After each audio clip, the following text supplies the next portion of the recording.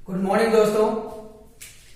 आज हम इस लेक्चर में पास्ट परफेक्ट टेंस के बारे में पढ़ेंगे। तो दोस्तों पास्ट परफेक्ट टेंस के बारे में पढ़ेंगे। तो पास्ट परफेक्ट टेंस की पहचान पहले, इसकी पहचान क्या होती है? इस टेंस के हिंदी वाक्यों के अंत में चुका था, चुकी थी, चुके थे, गया था, गई थी, गए थे आदि शब्द आते हैं। उसको हम लिखेंगे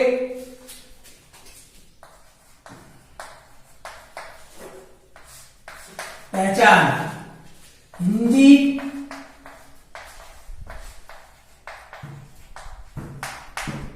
वाक्यों के अंत में चुका था,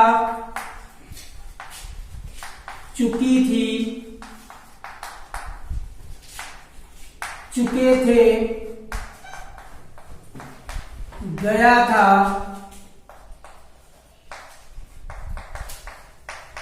गए थे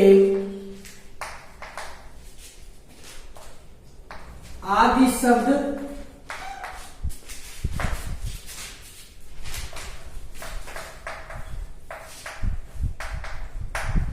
आते हैं।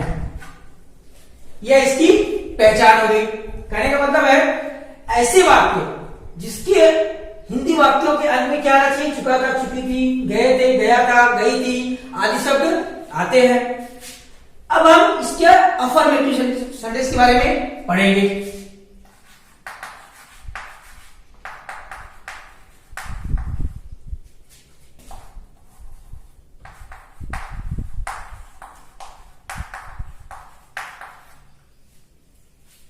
यह हो गया आपका अफर्मेटिव सेंटेंस। अब अफर्मेटिव सेंटेंस जब पढ़ेंगे दोस्तों, तो सबसे पहले मैं आपको बताना चाहता हूं कि इस टेंस में हम 3 प्रकार से वाक्य बना सकते हैं। कितने प्रकार से? 3 प्रकार से वाक्य बना सकते हैं। तो सबसे पहले मैं आपको दोस्तों बता रहा हूं कि वो 3 वाक्य कैसे होते हैं। देखो, जैसे मैं यह समाचार पहले ही सुन चुका था। यह हो गया 1 नंबर वाक्य। दूसरा, मेरे आने से पहले वह चला गया था। यह हो गया दूसरा वाक्य। तीसरा वाक्य, तुम्हारे आने के बाद माता जी खाना पकाई थी। यह 3 प्रकार के वाक्य हो गए दोस्तों। अब तीनों अफर्मेटिव का ही है, लेकिन तीनों अलग अलग तरीके से हम बनाएंगे। अब तीनों में अंतर क्या है यह बता रहा हूं दोस्तों। तो सबसे पहले यह ध्यान देना कि इस वाक्य मैं यह समाचार पहले ही सुन चुका हूं। अब इसमें कितनी क्रिया है? सुनना एक क्रिया है, लेकिन दूसरे वाक्य में एक यहां आना और एक गया, 2 क्रियाएं हैं। और इसमें भी एक आना और एक पकाना, 2 क्रिया है। अब कहोगे दोस्तों कि ये तो और ये दोनों में 2 क्रियाएं हैं, लेकिन अंतर क्या है? इसमें दोस्तों देखो पहले शब्द आया हुआ है और इसमें बाद में शब्द आया हुआ है। तो इस प्रकार से हम 3 प्रकार से वाक्य इस टेंस में बना सकते हैं। कितने प्रकार से वाक्य बना सकते हैं? 3 प्रकार से बना सकते हैं। तो तीनों बनाने के लिए हमें तीनों का अलग अलग फार्मूला होता है। तो सबसे पहले हम आपको इसका बताएंगे, इसके बाद इसका बताएंगे, इसके बाद इसका बताएंगे। अब इस वाक्य को बनाने के लिए जो फार्मूला है उसको हम देखेंगे। इसका एग्जाम्पल बताएंगे। इस पहले फार्मूला देखो। उसके लिए दोस्तों फार्मूला है पहले सब्जेक्ट, उसके बाद हेड प्लस वर्ब की थर्ड फॉर्म, उसके बाद ऑब्जेक्ट, उसके बाद अदर। यह फार्मूला है। जैसे मैंने एग्जांपल लिखा था कि मैं यह समाचार पहले ही सुन चुका था। अब यह मैंने वाक्य लिखा था, अब इसमें इसी फार्मूले को इसको रखना है। तो सबसे पहले सब्जेक्ट क्या है, आई। अब इसमें दोस्तों ध्यान रखना कि चाहे कर्ता एक वचन हो चाहे बहुवचन हो, दोनों कर्ताओं के साथ क्या लगता है, हेल्पिंग वर्ब हैड का ही प्रयोग करते हैं। तो यहाँ पे क्या हो जाएगा, हैड। उसके बाद वर्ब क्या, सुनना, हियर होता है, हेयर हो जाएगा, हेयर। अब ऑब्जेक्ट क्या है, यह समाचार, दिस न्यूज बिफोर, यह हो गया दोस्तों। कहने का मतलब हमें पहला ये फार्मूला है, ये पहला फार्मूला है जिसमें सिंगल क्रिया होती है। क्या होती है, सिंगल क्रिया होती है, उसको हम इस फार्मूले पर रखते हैं। जैसे मैंने वाक्य लिखा था कि मैं यह समाचार पहले ही सुन चुका था, इसको हम इस तरह करेंगे, I had hear this news before. अब जो दूसरा वाक्य मैंने लिखा था उसके लिए फार्मूला है, दूसरा फार्मूला है पहले सब्जेक्ट, उसके बाद हैड प्लस वर्ब की third form object plus other plus before plus subject plus verb की second form plus object plus other. यह दूसरा फार्मूला है दोस्तों। जैसे मैंने लिखा था कि मेरे आने से पहले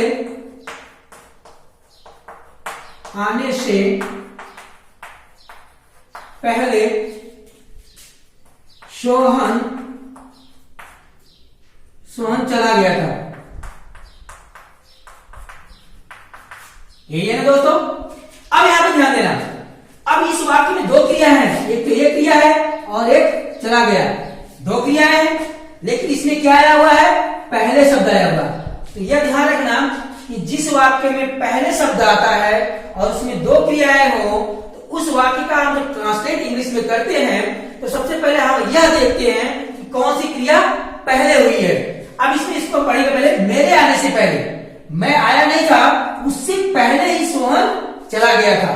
तो कहने का मतलब मेरे आने से पहले सोहन चला गया था, इसमें क्रिया कौन सी हो रही है, पहले सोहन चला गया था। तो सोहन जाने का जो क्रिया है वह पहले हो रही है, तो उसको हम पहले करेंगे, इसका आप ट्रांसलेट पहले करेंगे, और जो क्रिया बाद में होती है उसको हम बाद में करेंगे।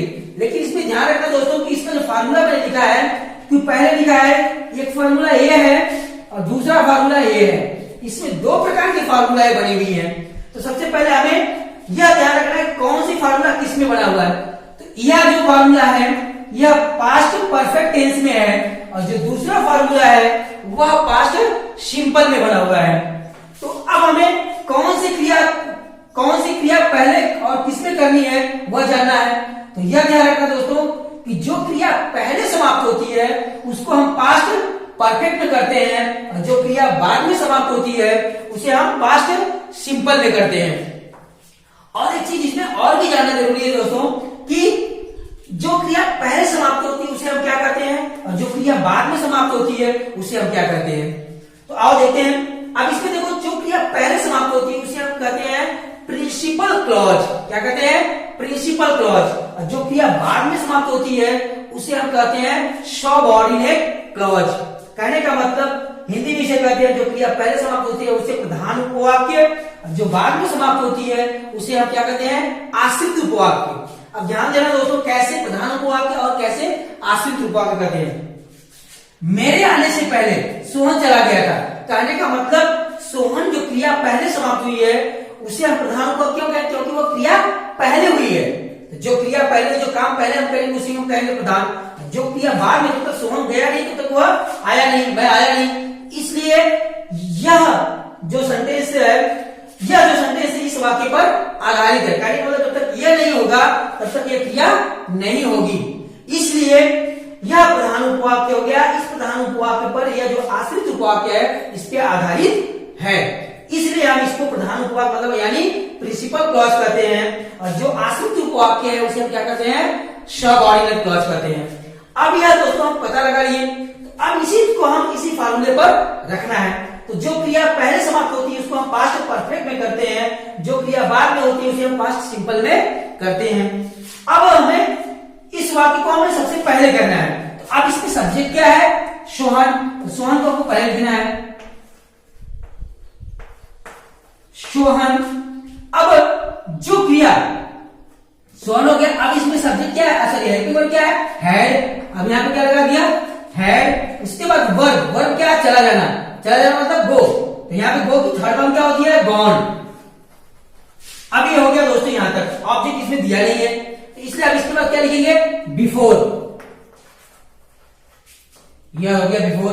अब इसके बाद वापिस सब्जेक्ट हमें मतलब पास्ट सिंपल में बनाना है, किसको, इस जो दूसरी आश्रित उपवाक्य है, सबऑर्डिनेट जो क्लॉज है, जो आश्रित उपवाक्य, इसको हमको ट्रांसलेट करना है। अब इसमें सब्जेक्ट क्या है, आई।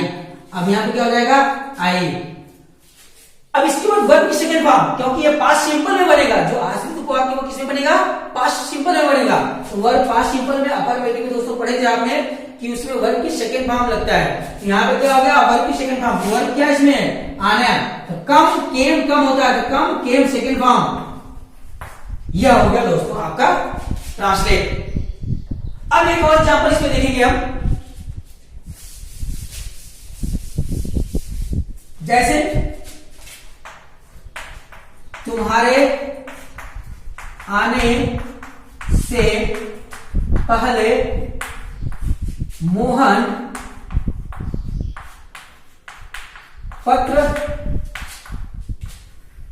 पत्र लिख चुका था।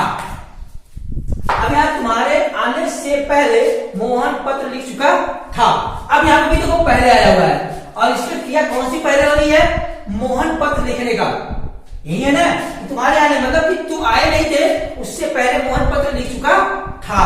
तो मोहन पहले काम कर चुका है, इसलिए यह पहले मतलब प्रधान उपवाक्य हो गया। इसका हम क्लास में पहले करेंगे। तो यहाँ पे मोहन पहले है, तो मोहन हो जाएगा मोहन। उसके बाद हैड, हैड। उसके बाद वर्ब, वर्ब क्या है, लिखना, तो लिखना रिटेन, रिटेन। अब क्या लिख रहा है, पत्र। अब इसमें ऑब्जेक्ट दिया हुआ है, तो क्या हो जाएगा, रिटर्न लेटर, लेटर। अब उसके बाद क्या लिखना है, बिफोर। ये हो गया दोस्तों। अब इसके बाद वर्ब की जो सेकंड फॉर्म होगा, मतलब सेकंड जो क्रिया है उसको हमें पास्ट सिंपल में करना है। तो सेकंड क्रिया क्या है, यू केम। ये हो गया दोस्तों। ये जो था आपका बिफोर वाला, मतलब पहले वाक्य जिसमें आता है, जिसमें पहले आता है और दो क्रियाएं हो, उसका ट्रांसलेट था।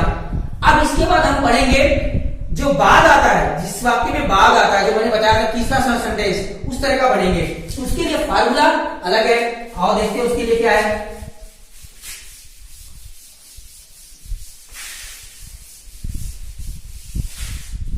उसके लिए फार्मूला है सब्जेक्ट प्लस वर्ब की सेकेंड फॉर्म, उसके बाद ऑब्जेक्ट, उसके बाद अदर, उसके बाद आफ्टर, आफ्टर, उसके बाद सब्जेक्ट, उसके बाद हैड, वर्ब की थर्ड फॉर्म, उसके बाद ऑब्जेक्ट, उसके बाद अदर। यह हो गया दोस्तों।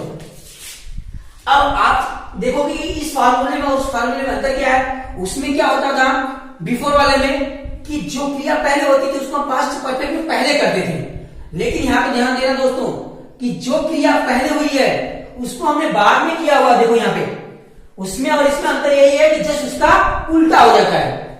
इसमें ये जो क्रिया है, ये जो सेंटेंस है, जो फार्मूला है, उसमें बाद में लिखा हुआ था और ये वाला पहले लिखा हुआ था। लेकिन आफ्टर वाले में क्या हो जाएगा, जो बाद में लिखा हुआ था उसको हमने पहले लिख दिया और जो पहले लिखा था उसको बाद में लिख दिया। और उसके एग्जाम्पल के बारे में समझते हैं। जैसे राम के आने के बाद पिताजी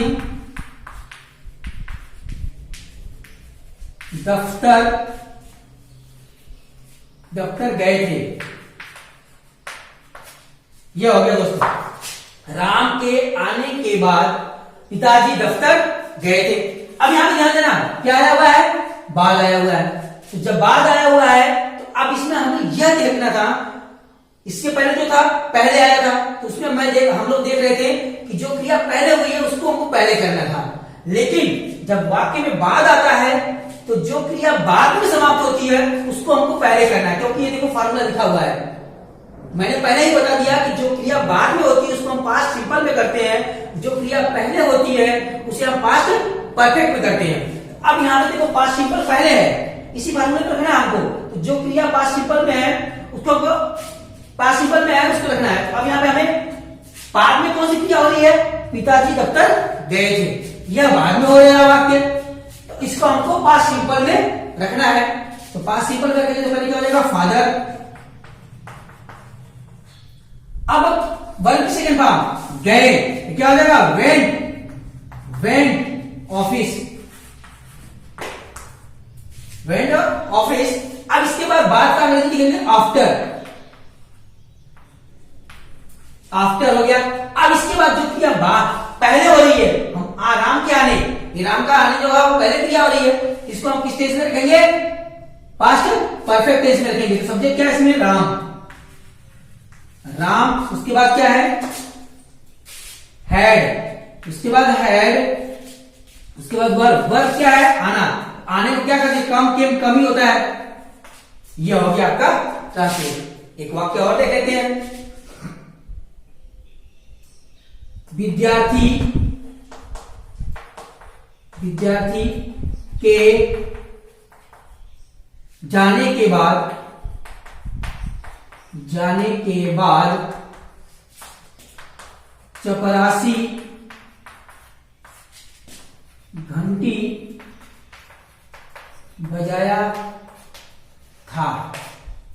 अब ये दोस्तों, अब इसमें हमें देखना कौन सी क्रिया बाद में हो रही है, तो बाद में यह क्रिया हो रही है, इसका हमको ट्रांसलेट पहले करना है पास्ट सिंपल में। तो क्रिया क्या हो जाएगा, प्यून, प्यून। अब बजाने को रिंग रैंग नाम होता है, rang second form, rang, rang the bell. After, after. अब ये जो पहले हो रही है उसको हमको पास्ट परफेक्ट में रखना है, तो पास्ट में क्या होगा, स्टूडेंट्स, स्टूडेंट्स हैड गॉन। यह हो गया दोस्तों, यह तो था आपका अफर्मेटिव। अफर्मेटिव हम कितने प्रकार से वाक्य बनाए, 3 प्रकार से वाक्य बनाए। तीनों आई होप आप लोगों को समझ में आया होगा। अब इसी वाक्यों का हम नेगेटिव सेंटेंस बनाएंगे। नेगेटिव सेंटेंस में भी 3 प्रकार के होते हैं, तो तीनों प्रकार में हम आपको 2 प्रकार बताएंगे, आफ्टर वाला और बिफोर वाला।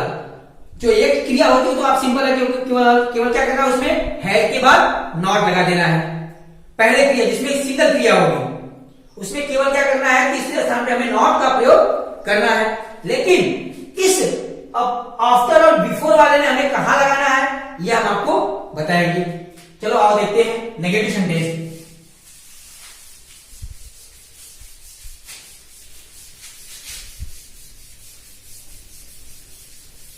तो जो सबसे पहले जो बिफोर वाला है उसका हम देखेंगे। बिफोर वाले में सबसे पहले फार्मूला क्या है, सब्जेक्ट, उसके बाद हैड प्लस नॉट, उसके बाद वर्ब की थर्ड फॉर्म, उसके बाद ऑब्जेक्ट, उसके बाद अदर, उसके बाद बिफोर, उसके बाद सब्जेक्ट, वर्ब की सेकेंड फॉर्म, उसके बाद ऑब्जेक्ट, उसके बाद अदर। यह फार्मूला होगा बिफोर वाला, बिफोर जिसमें है। अब इसी फार्मूले में एग्जाम्पल देखेंगे। एग्जाम्पल क्या है, जैसे पुलिस, पुलिस के आने से पहले चोर नहीं भाग गए थे, नहीं भाग गए थे। अब यहां पर देखो दोस्तों, पहले आया हुआ है और नकारात्मक आया हुआ है। अब यह ध्यान रखना कि अब इसमें 2 क्रिया है, एक आना और एक भाग जाना। 2 क्रिया है और पहले भी आया हुआ है, तो ऐसे वाक्य को हम ट्रांसलेट करते हैं तो इस फार्मूले को करते हैं। तो अब इसमें हमें 2 फार्मूला है, एक पास्ट परफेक्ट में है और एक पास्ट सिंपल में है। तो इसके पहले मैंने बताया था आपको अफर्मेटिव सेंटेंस में कि जो क्रिया पहले समाप्त होती है उसको हम पास्ट परफेक्ट में करते हैं, जो क्रिया बाद में समाप्त होती है उसको हम पास्ट सिंपल में करते हैं। तो नेगेटिव भी वही है कि जो हम नेगेटिव सेंटेंस किसका बनाते हैं, जो पास्ट परफेक्ट टेंस में होगा उसी का नेगेटिव सेंटेंस बनाएंगे। तो अब यहाँ पे पास्ट परफेक्ट में कौन सा बनाएंगे हम, जो बाद में हो रहा है, चोर नहीं भाग गए थे। अब यहाँ पे क्या हो जाएगा, the thief had not run होता है, run away before the polish क्या है, आना, केम। ये हो गया दोस्तों। एक एग्जांपल और दे देते हैं।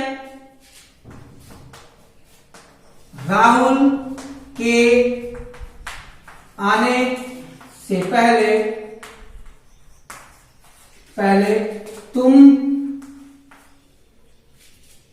तुम बाजार नहीं जा चुके थे। अब इसका बनाएंगे आप, जो बाद में होगा उसको हम पहले लिखेंगे, क्या हो जाएगा, you had not gone to market before Rahul came. अगर हम टेस्ट सटीक मतलब छोटे भाषा में छोटी शब्दों में कहा जाए तो जो पहले के बाद वाला जो सेंटेंस होता है उसको हम पहले करते हैं और उसी का हम नेगेटिव बनाते हैं, और जो पहले वाक्य लिखा होता है उसको हम बाद में लिखते हैं और पास्ट सिंपल में करते हैं। बस इतना ही, सीधा सीधा। आपको अगर समझ में नहीं आया हो तो आपको केवल इतना दिमाग में रखना है कि जो पहले के बाद वाला जो सेंटेंस होता है, पहले के बाद वाला जो सेंटेंस होता है उसको हम पास्ट परफेक्ट में पहले लिखते हैं, और जो पहले आया हुआ है उसको हम पास्ट सिंपल में बाद में लिख देते हैं। बस यही है इसका नेगेटिव। ये तो था आपका पहले वाला शब्द। अब इसको हम बाद वाला देखेंगे, तो बाद वाले में क्या करना है हमें,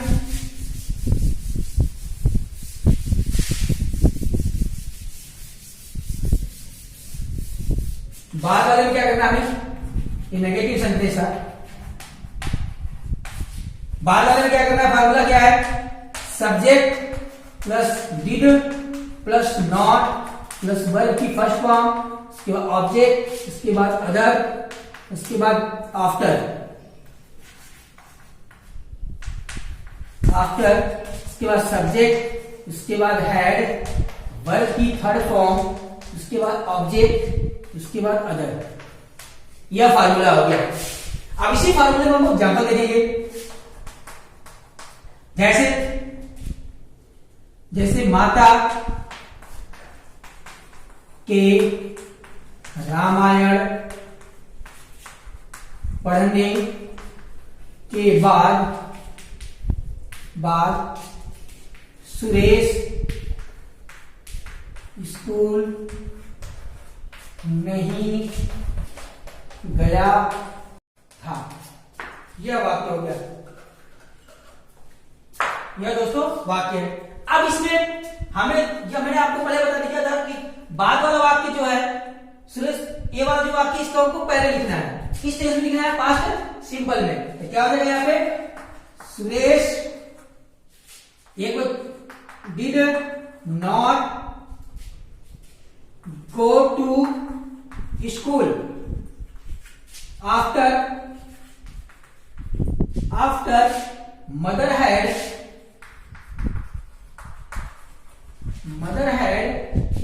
read the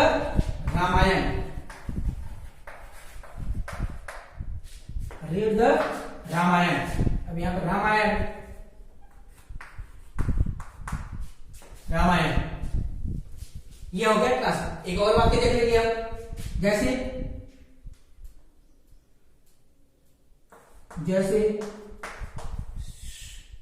सुरेश के जाने के बाद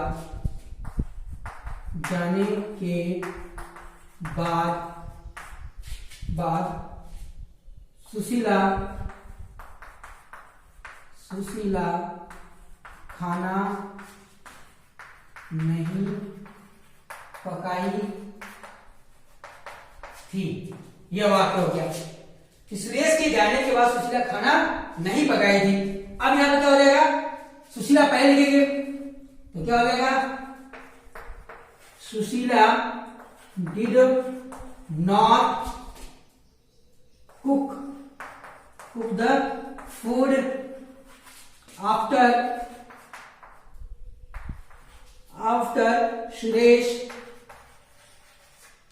Suresh had gone।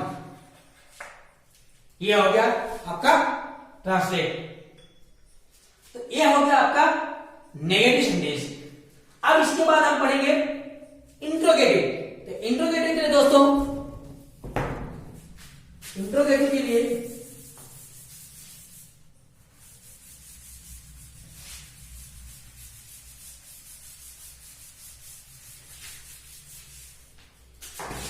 देखेंगे दोस्तों,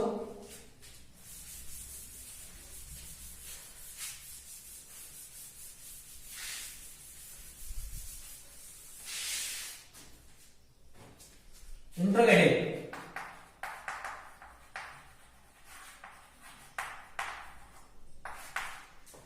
इंट्रोगेटिव में भी है ना, पहले और बाद वाला दोनों का देखेंगे। तो जो पहले आता है जिस वाक्य में, उसको हम देखेंगे। उसके लिए फॉर्मूला क्या है? पहले हेड, उसके बाद सब्जेक्ट, उसके बाद वर्ब की थर्ड फॉर्म, उसके बाद ऑब्जेक्ट, उसके बाद अदर, उसके बाद बिफोर, उसके बाद सब्जेक्ट, वर्ब की सेकेंड फॉर्म, ऑब्जेक्ट, उसके बाद अदर, उसके बाद क्वेश्चन मार्क। जैसे क्या धोबी के आने से पहले तुम अपना कपड़ा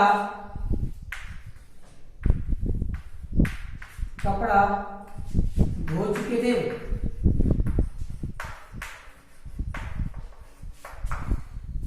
क्या धोबी के आने से पहले तुम अपना कपड़ा धो चुके थे?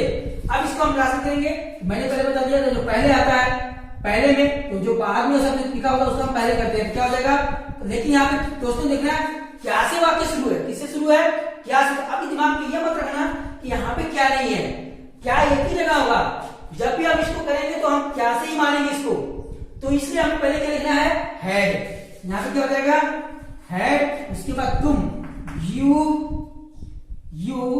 washed clothes before the washerman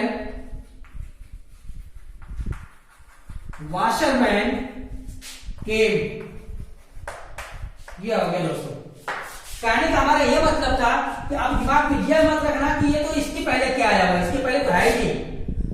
यह क्या दोनों के लिए मान्य है, क्योंकि दोनों के वाक्य एक ही है, इसलिए इसको हम क्या से ही मानेंगे। तो जब क्या से मानेंगे तो क्या की अंग्रेजी नहीं लिखते हैं, उसकी जगह हम क्या लिखते हैं? हेल्पिंग वर्ब है पहले, उसके बाद इसको, उस वाक्य को, उसके बाद बिफोर लिख करके बाद वाले वाक्य को ट्रांसलेट कर देंगे। एक एग्जाम्पल और देखते हैं।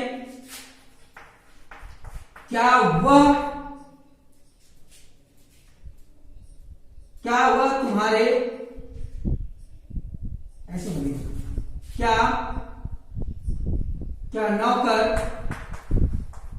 नौकर के आने से पहले मालिक अपना कार्य कर लिए थे? Question mark. अब इसको हमको कैसे करना है? क्या हो जाएगा? हेड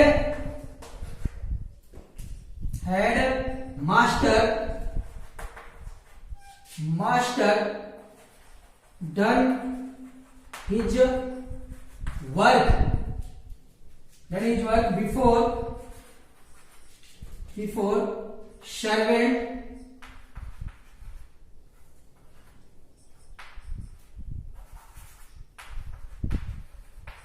सर्वेंट केम।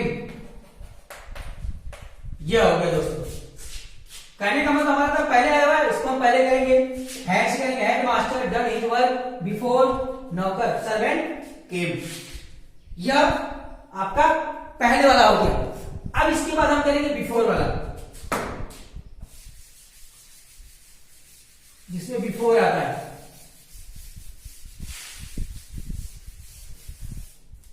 बिफोर के लिए हमें क्या करना है, सॉरी आफ्टर के लिए। अब इसमें सबसे पहले हमें क्या लिखना है, डिड।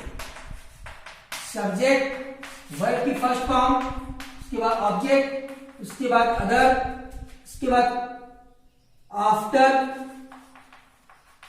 सब्जेक्ट, हैड, वर्ब की थर्ड फॉर्म, उसके बाद ऑब्जेक्ट, उसके बाद अदर, क्वेश्चन मार्क। जैसे देखो, क्या हमारे आने के बाद, क्या हमारे आने के बाद सुरेखा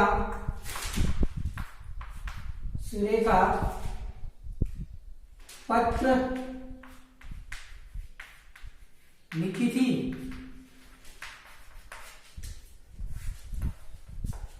क्या हमारे आने के बाद सुरेखा पत्र लिखी थी? अब यहां पे देखो क्या से है, लेकिन हमें बाद के वाला शब्द लिखना है, तो क्या होगा, डिड सुरेखा राइट, क्या रीडर हो जाएगा, राइट ही होगा क्योंकि फर्स्ट फॉर्म होता है, राइट अ लेटर आफ्टर, क्या है हमारे, वी हैड कम। यह हो गया। दूसरा वाक्य देखेंगे हम, क्या मोहन के जाने के बाद दिनेश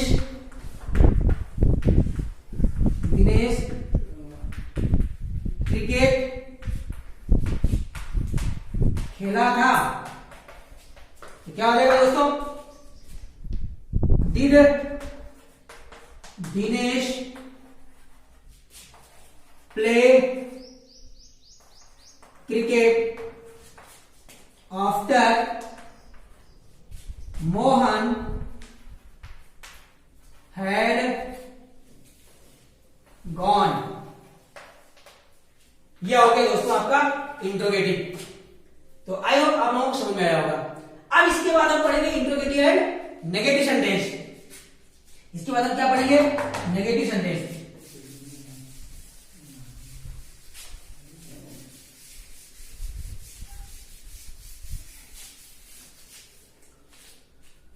इंट्रोगेटिव एंड नेगेटिव।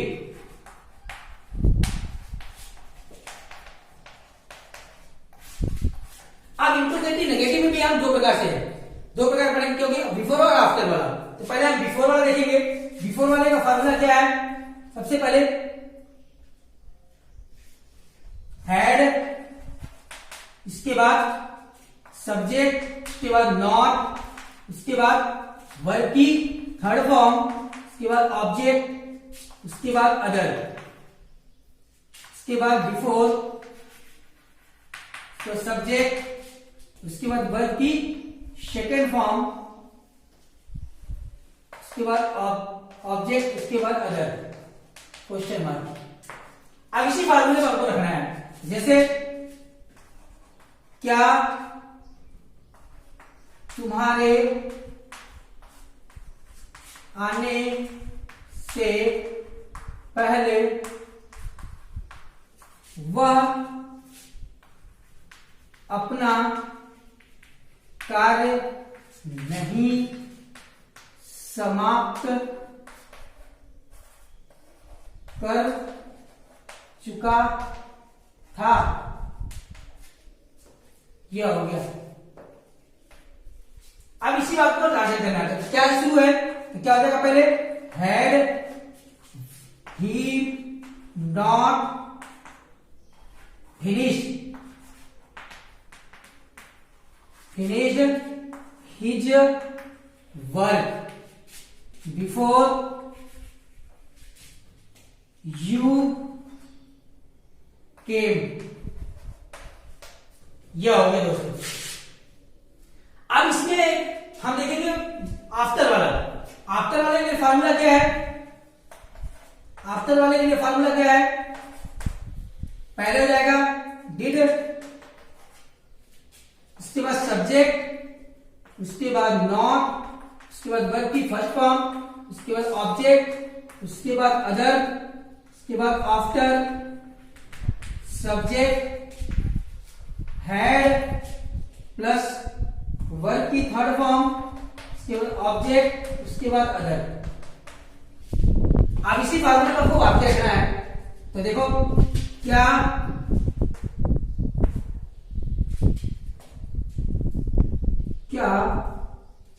अध्यापक के जाने के बाद विद्यार्थी अपना गृह कार्य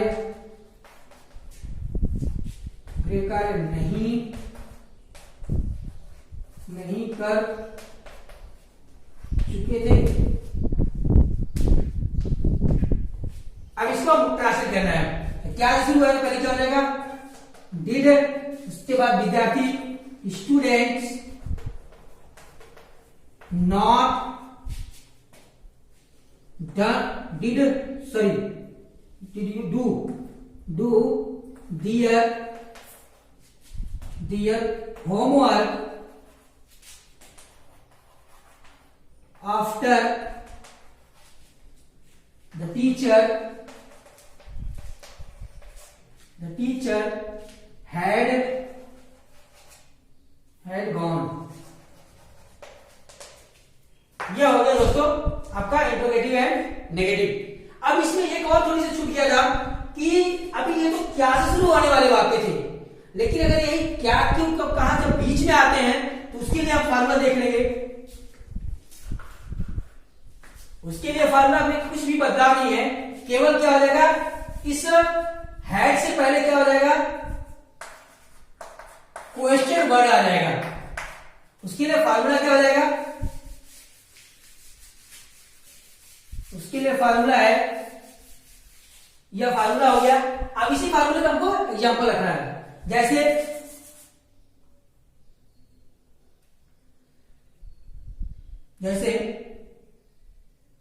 दिनेश के स्कूल आने से पहले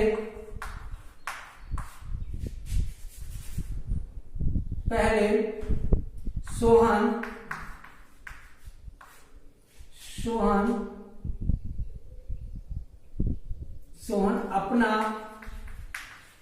कार्य क्यों नहीं किया था? सोहन अपना कार्य क्यों नहीं किया? अब यहां पर देखो दोस्तों कि क्यों बीच में आया हुआ, इसको हम पहले करेंगे। तो वाई क्या आ जाएगा? Why had Sohan not done his work before Dinesh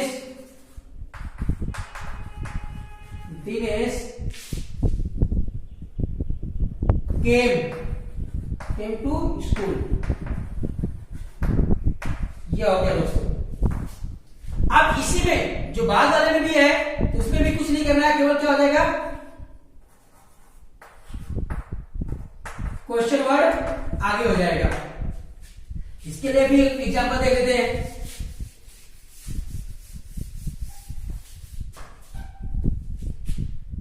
जैसे तुम्हारे